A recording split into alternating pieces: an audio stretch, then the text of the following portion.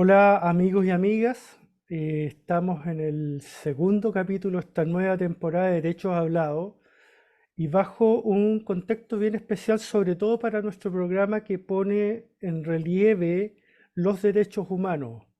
Hemos invitado a un querido amigo, Fernando. Él es expreso político, humanista, siloísta, a quien tengo el placer de conocer ya hace varios años.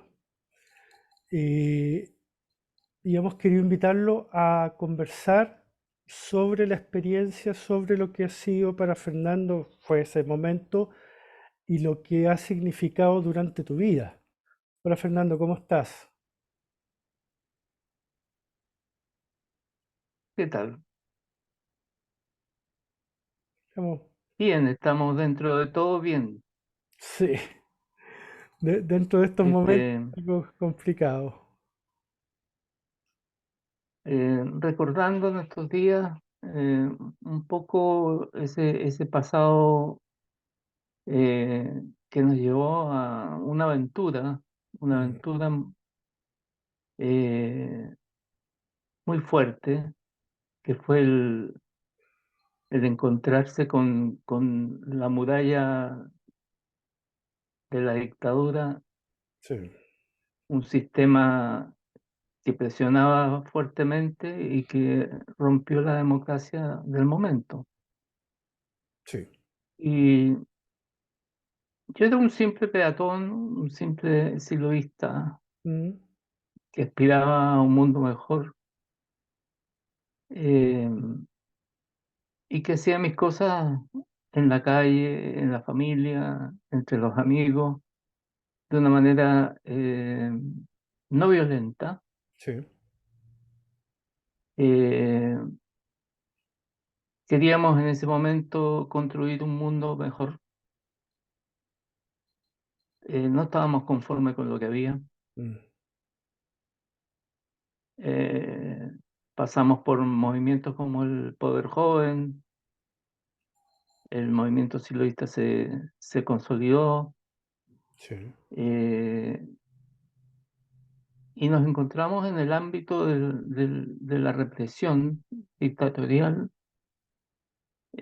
tratados como si fuéramos los últimos em, especímenes violentistas. Mm, Nos catalogaron, ya sea la prensa, ya sea el mundo político sí. que no aceptaba las ideas nuestras, como que éramos lo más violento que tenía el movimiento joven de ese momento. Se nos asociaba al MIR, Ya, nos decía que éramos la cabeza pensante del MIR. ya. Se nos persiguió en todas partes, Mm, y 4 de nosotros terminamos presos, relegados en Pisagua en el año 73-74. ya, ok. Tuvimos un año en esa historia en que no se sabía qué hacer con nosotros. Éramos como una papa caliente, no sabían qué es lo que éramos. Mm, Yo siempre cuento de que el recibimiento que tuvimos en Pisagua fue una cosa muy particular. mm, No sabían qué decir de nosotros cuando nos presentaron al penal. Solo empezaron por pegarnos muchísimo, mm, por raparnos, por tratar de borrarnos, sí. borrar la figura y asociarnos al extremismo y a lo más ruin que podía incitar la violencia y la venganza.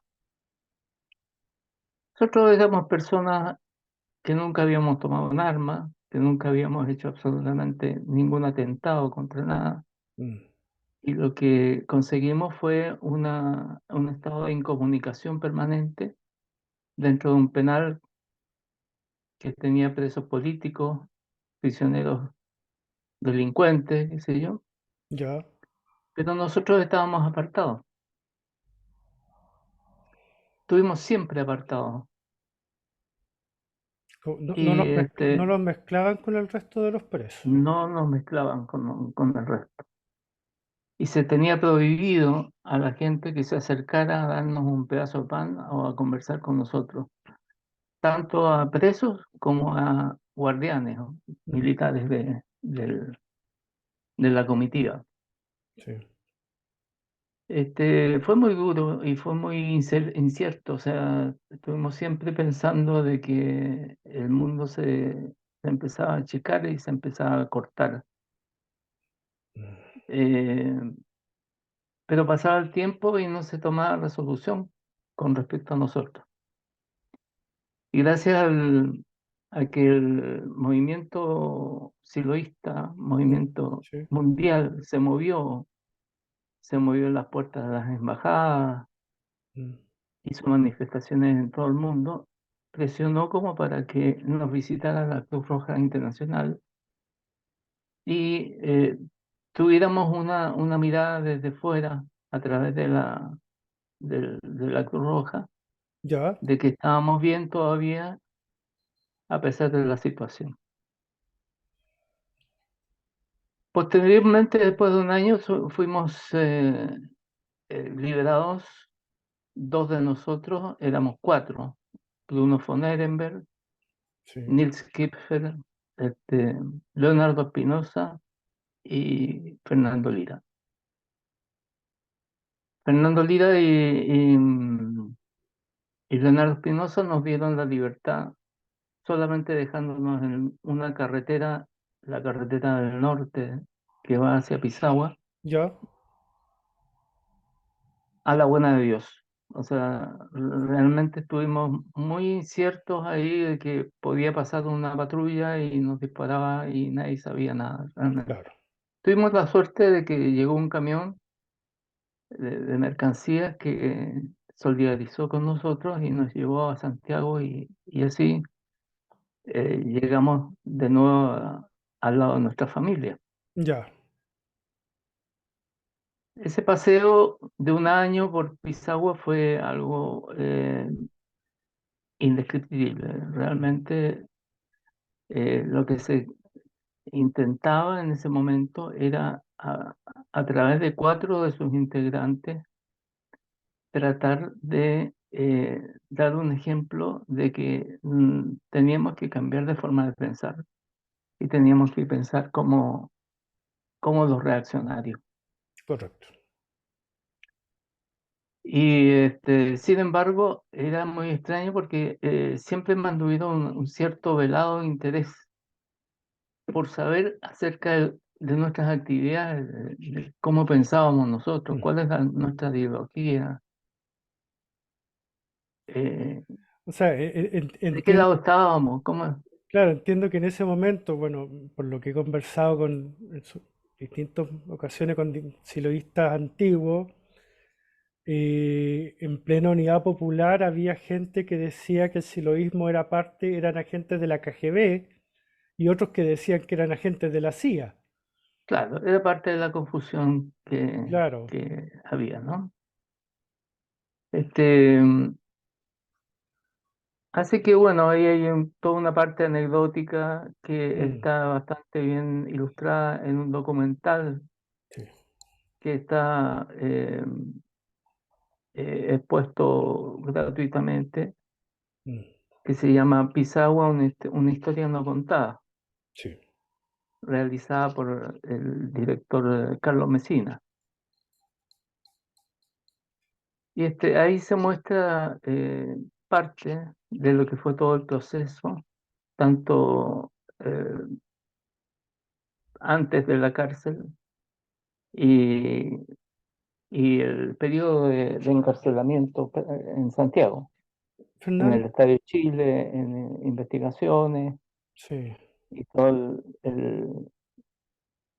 el ambiente que se fue creando en torno a nosotros como para finalmente decir en una carpeta que se trata de un grupo que queda a la espera de algún tipo de resolución.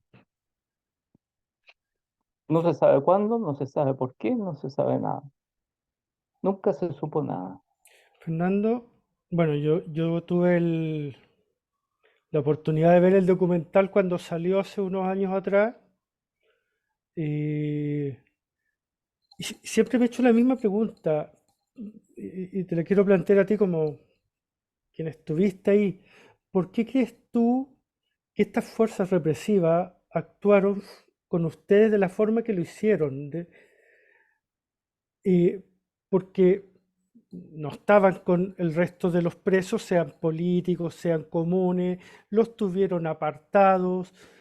El tratamiento que tuvieron con ustedes fue, para mejor o para peor, fue totalmente distinto al resto.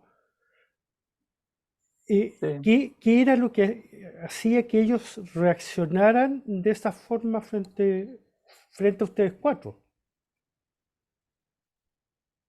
Para mi gusto, es el temor. Tenían miedo, Mm, miedo a lo desconocido, mm, pero era peligroso también, porque cuando uno tiene miedo a lo desconocido lo puede matar también, mm, para alejarlo. sí. Pero efectivamente, como dices tú, no solamente en Pisagua, sino que en el Estadio Chile, Mm, en la PDI, en la Policía de Investigaciones, quiero decir, sí. eh, siempre nos tuvieron separados, separados del resto y que no pudiéramos tener reuniones o conversaciones con otros. Mm, En el Estadio de Chile empezó esa segregación, mm, eh, a pesar de que nosotros siempre pudimos tener una buena relación con los delincuentes sí. y con el MIR también, realmente. Mm, mm, Por, no porque estuviéramos de acuerdo con su forma de acción, mm, sino que simplemente porque nos considerábamos segregados igual que ellos también.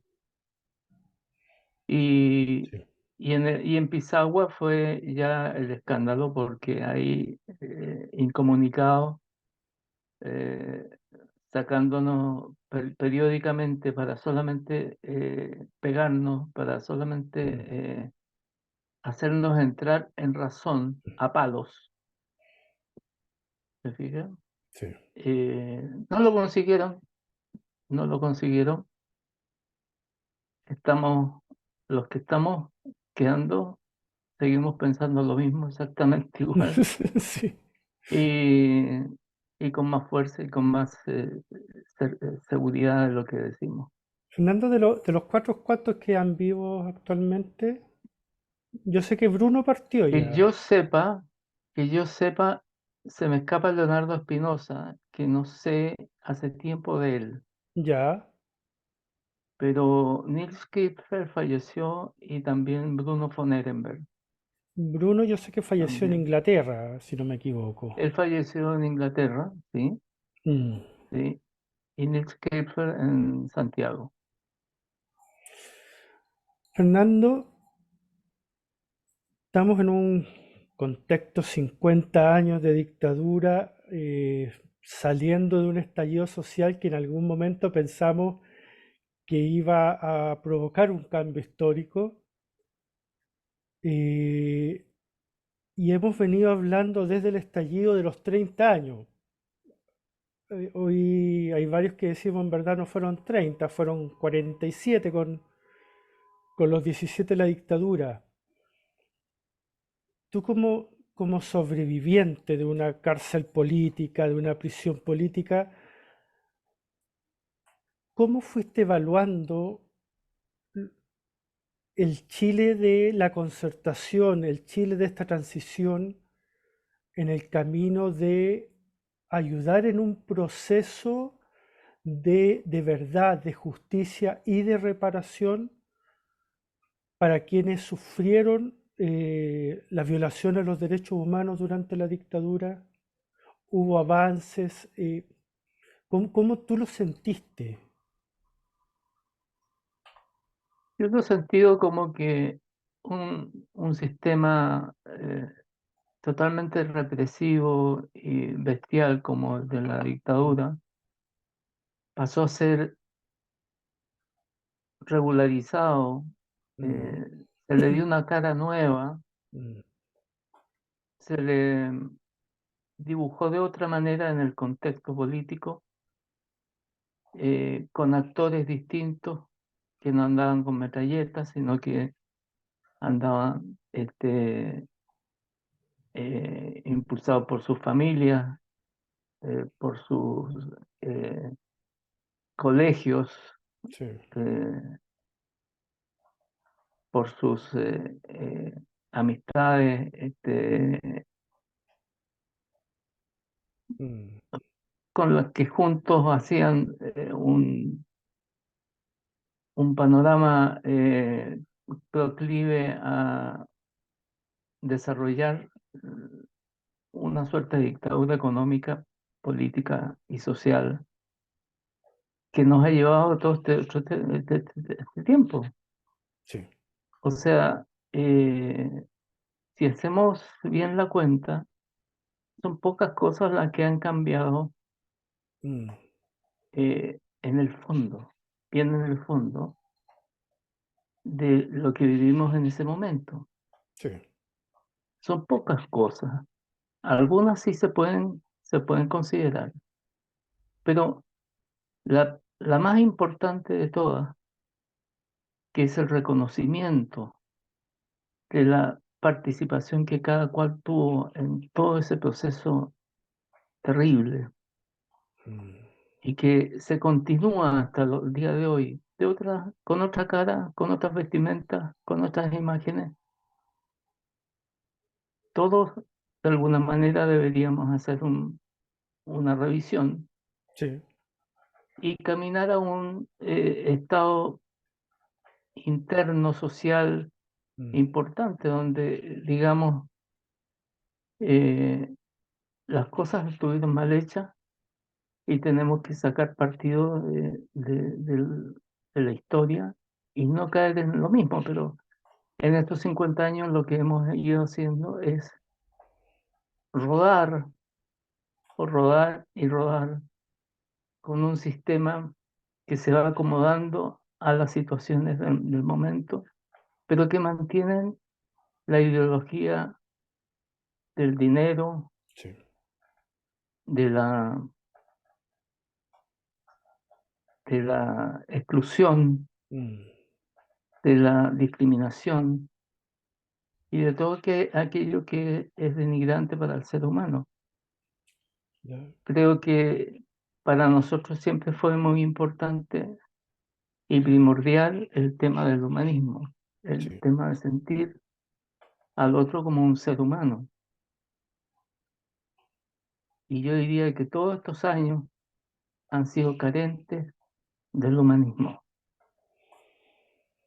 No se ha creado una forma nueva de ver las cosas, ¿no? Que hemos tenido que ver cómo se ha ido eh, cambiando, mutando, mm. por decir así, un sistema altamente repetitivo a un sistema que parece muy democrático.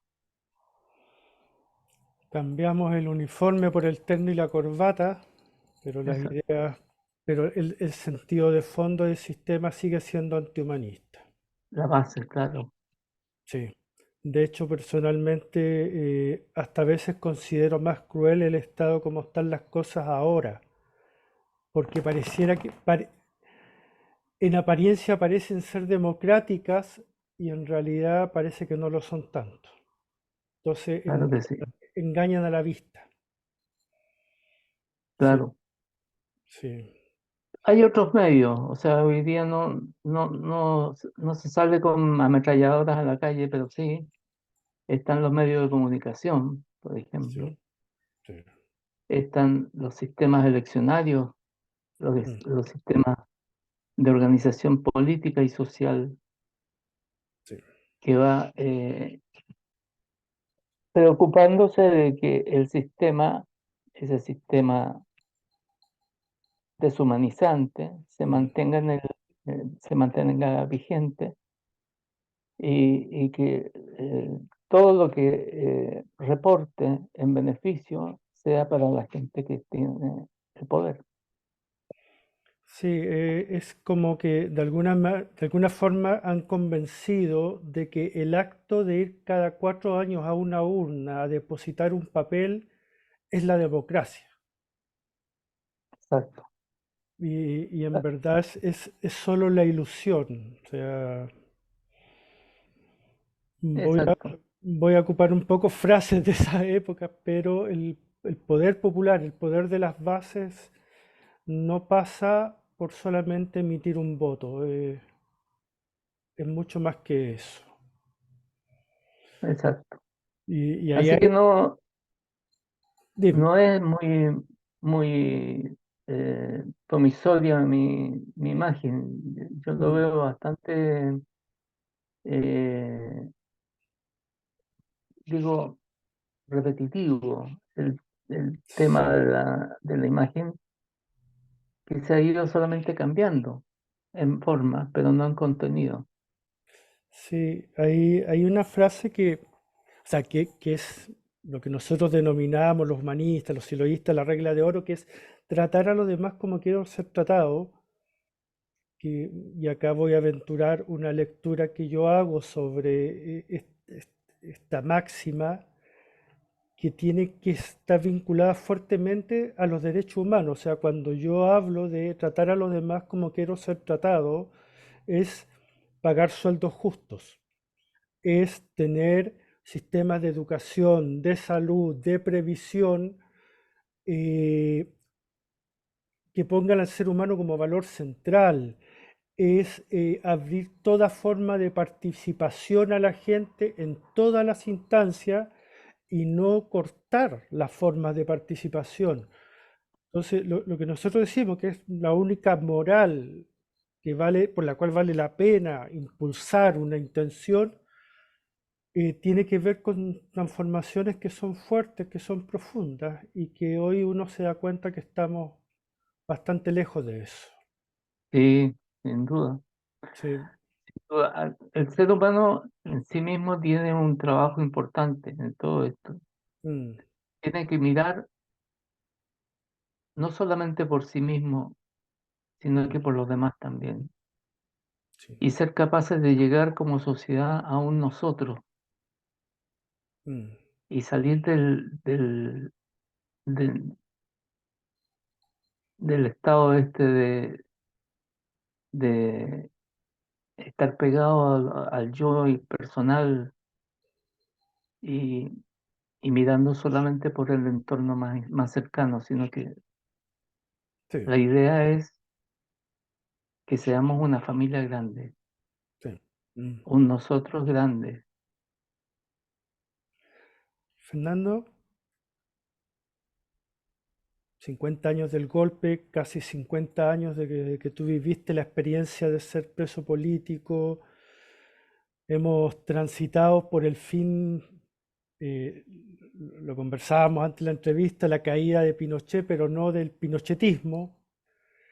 El- Hemos vivido varios gobiernos ya con avances, con retrocesos. Después de todo este tiempo y de el tiempo que tú has tenido internamente para ir tratando o reconciliando toda esta situación, ¿qué es para ti los derechos humanos después de todo este tiempo? Más allá, te lo pregunto, más allá de la definición de lo que dice el papel que emitió hace un momento dado Naciones Unidas, sino que para ti en tu foro interno, ¿cómo sientes tú los derechos humanos? Yo siento de que los derechos humanos son una aspiración Mm, que uno tiene. Los derechos humanos no existen, mm, eh, sino que uno quisiera que existieran. mm, Y tenemos la gran misión Mm, como seres humanos de hacer todo lo que esté a nuestro alcance, de acercarnos en esa aspiración a un resultado como el que queremos, un estado de cosas en que vivamos en un sistema no violento, no discriminatorio, sí, que sea justo para los demás y para uno también. Entonces, creo que lo más que define este momento es una inspiración. Y en ese mm, sentido, yo hoy día fracasaremos una vez más, pero seguiremos adelante siempre pensando de que eso es lo mejor. sí. La aspiración de tener derechos correctos, humanos y decentes. Sí.